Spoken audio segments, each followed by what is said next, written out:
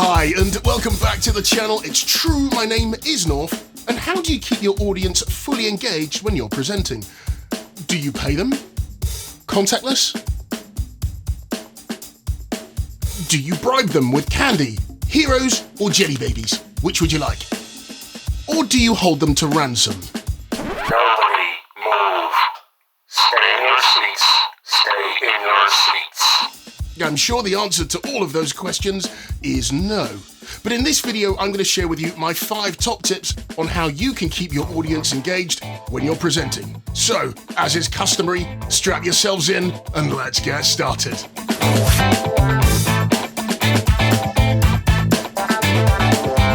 As in-person presentations are continuing to become the norm as the world is beginning to open up, how do we make sure that our audience are fully engaged when we're presenting our material? Of course, we would have spent time crafting and honing our content and practicing that content as well.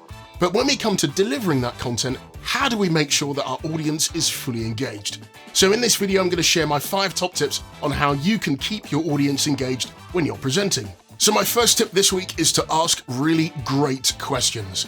Now, it may be that your audience will ask you questions, but they may not ask those questions if they are not engaged. So in order to keep them engaged, the first thing that we have to do is ask really great questions of our audience. Broadly, there are 3 types of question.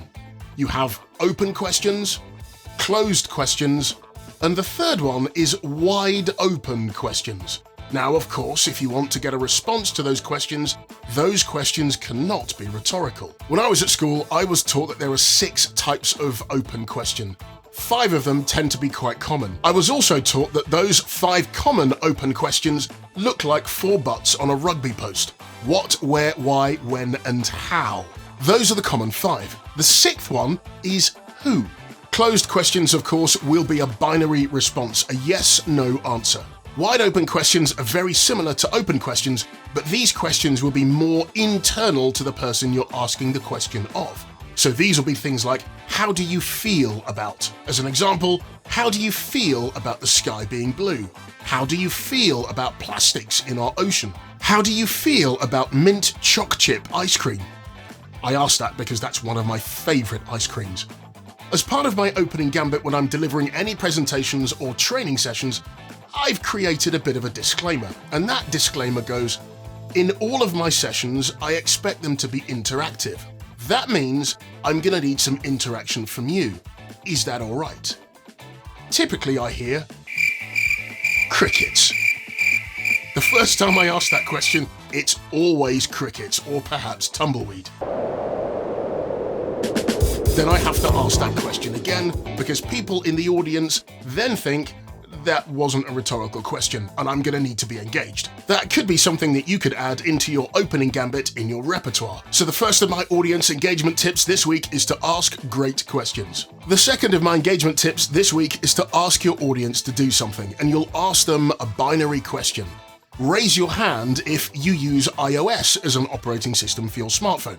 Or it might be, who uses Android? You may also ask them to react to a certain question. Another idea could be to ask your audience to speak to their neighbors. And you would have already formulated a question, you give that question to your audience, and then get them to speak to their neighbor. By asking your audience to physically do something, they have to listen and be engaged. The third of my engagement tips this week is, and everyone loves a bit of a competition, how can you get one side of your audience to be competitive with the other side of the audience? If you've got quite a small room, you might want to split the room down the middle and maybe go with left and right.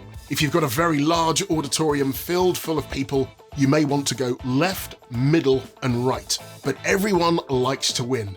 So getting a little bit of a competition going as you're engaging in your presentation is a really good engagement tactic. The fourth of my engagement tips this week, if you are face-to-face, and I have to say this is one of my favorites, ask for a volunteer. By getting a volunteer to come up and being engaged puts the audience in your volunteer's shoes. If you qualify this by asking a question and making sure that people are engaged, people will be on the edge of their seat because you may well choose them.